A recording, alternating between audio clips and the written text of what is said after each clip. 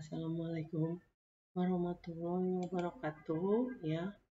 Pada kesempatan ini kita akan berbicara tentang IoT ya, atau Internet Things ya. Mungkin kalian udah pada tahu ini dengan saya Marina biasa dari Teknik Elektro Universitas Nusa Tenggara ya. Jadi kalau saya ya malah ya. Pertama, apa itu IoT? Ya. Internet of Things adalah kumpulan perangkat fisik yang saling terhubung melalui internet dan mampu mengumpulkan, memproses, serta bertukar data secara otomatis tanpa intervensi manusia. Jadi, konsep ini mencakup berbagai jenis perangkat seperti sensor-sensor, ya, aktuator atau penggerak, komputer kecil atau embedded system, dan perangkat pintar lainnya yang dilengkapi dengan teknologi komunikabel ya atau kabel untuk berinteraksi satu sama lain serta dengan sistem pusat atau cloud ya. IoT memungkinkan perangkat tersebut bekerja sama secara kolaboratif dalam jaringan yang terintegrasi sehingga dapat memberikan solusi cerdas dan efisien dalam berbagai bidang seperti misalnya rumah pintar atau smart home, atau di industri atau pertanian atau smart farming, kesehatan ya mungkin kalian tahu kalau dokter itu kurang sekarang ya, sedangkan orang yang sakit banyak, terus transportasi ya dan banyak lagi ya, jadi sekarang banyak dibutuhkan ya. Nah ini contohnya dari smart home ya. Jadi setiap ruangan sekarang bisa terhubung dengan internet untuk berbagai keperluannya ya. Ya, enggak. Nah, karakteristik utama IoT ya. Jadi ada interkoneksi. Perangkat IoT saling terhubung melalui jaringan internet, baik menggunakan protokol standar seperti Wi-Fi ya. Wi-Fi sih kita udah sering ya. Kalau ada lagi Bluetooth ya yang biasa kita lakukan melalui HP misalnya yang terhubung dengan perangkat-perangkat lain juga tapi dia jaraknya nggak terlalu jauh. Terus ada lagi Zigbee maupun teknologi LPWAN ya, low power area wide area network ya. Jadi ini seperti LoRaWAN atau NB-IoT ya. Jadi sekarang konektivitas itu banyak macam tergantung yang kita perlukan apa. Terus autonomi perangkat IoT dapat beroperasi secara mandiri tanpa intervensi manusia ya. Ya jadi otomatis gitu. Misalnya sensor suhu yang otomatis mengirimkan data ke server untuk mengambil keputusan ya. Jadi otomatis gitu ya. Terus data driven IoT bergantung pada pengumpulan data dari lingkungan fisik yang kemudian diproses untuk mendukung analisis, prediksi, dan pengambilan keputusan. Nah, ini yang mungkin banyak ditunggu-tunggu ya. Skalabilitas jumlah perangkat IoT dapat berkembang sangat besar sampai jutaan perangkat di sebuah jaringan. Nah, ini namanya massive IoT ya. Jadi kita bisa mengontrol atau melihat banyak data dari IoT. Terus efisiensi. Dengan IoT, proyek bisnis atau operasional menjadi lebih cepat dapat dimonitor dan dikendalikan secara real time. Nah, komponen utama IoT. Untuk menjalankan IoT, beberapa komponen utama harus ada, misalnya perangkat fisik atau device. Misalnya sensor, mengumpulkan data dari lingkungan fisik, misalnya suhu, tekanan, cahaya, dan banyak lagi ya, tergantung sensornya apa ya. Kalian bisa lihat di YouTube atau di Google ya, ada banyak contoh ya dari sensor-sensor. Terus aktuator menjalankan tindakan berdasarkan data yang diterimanya, misalnya pompa air, lampu pintar. Jadi bisa tergantung kebutuhan. Kalau dia memerlukan air, pompanya menyala. Kalau lampu pintar, misalnya kalau udah gelap, misalnya dia nyala sendiri gitu ya.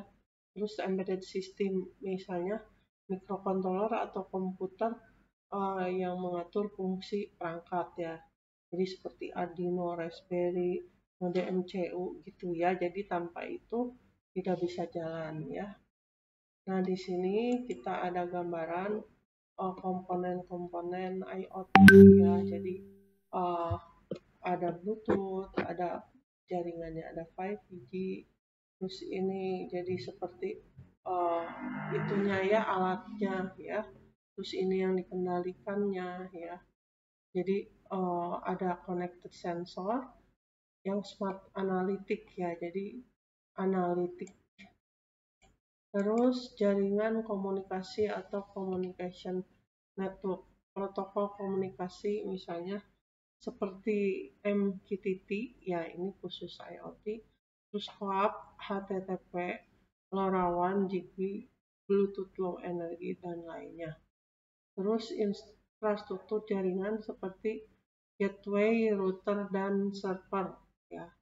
Terus platform IoT atau IoT platform, tempat penyimpanan, pemrosesan, dan analisis data dari perangkat IoT ya. Contohnya AWS IoT, Microsoft Azure IoT, Google IoT Core, IBM Watson, dan lain-lain ya.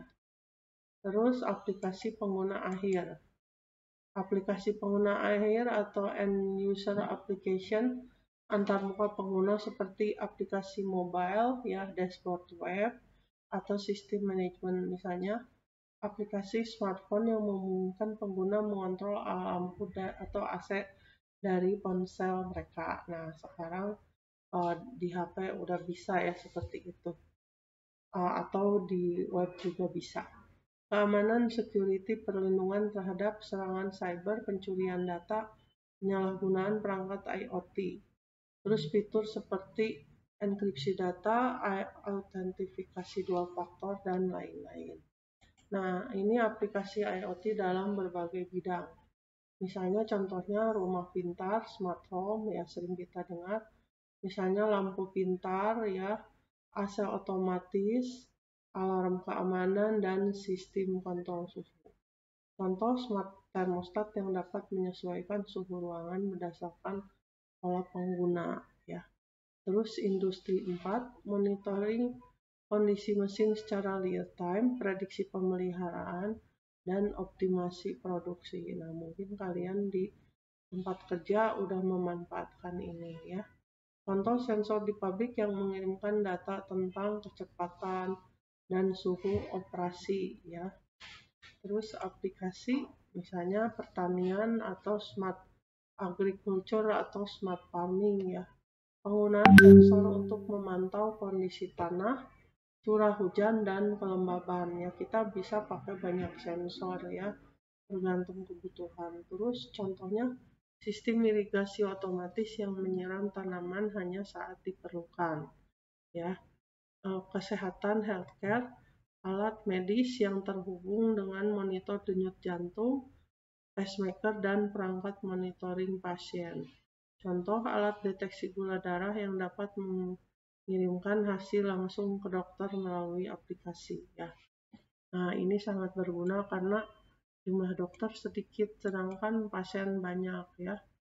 Transportasi misalnya untuk monitoring kendaraan, pelacakan lokasi, dan pengoptimalan rute ya. Contoh kendaraan otonom yang menggunakan IoT untuk navigasi dan penghindaran tabrakan ya, misalnya mobil yang Elon Musk itu ya, jadi dia udah bisa jalan sendiri ya dan bisa monitoring sekitarnya sehingga menghindarkan dari tabrakan ya. Terus dia bisa menentukan rute sendiri, misalnya ada yang macet, dia bisa ngambil rute yang lebih baik gitu ya. Terus misalnya telekomunikasi, monitoring BTS atau Base Transceiver Station, manajemen energi, dan pelacakan aset.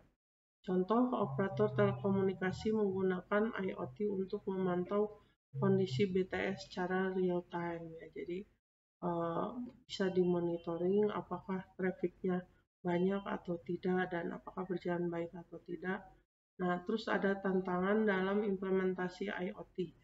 Meskipun IoT memiliki potensi besar, implementasi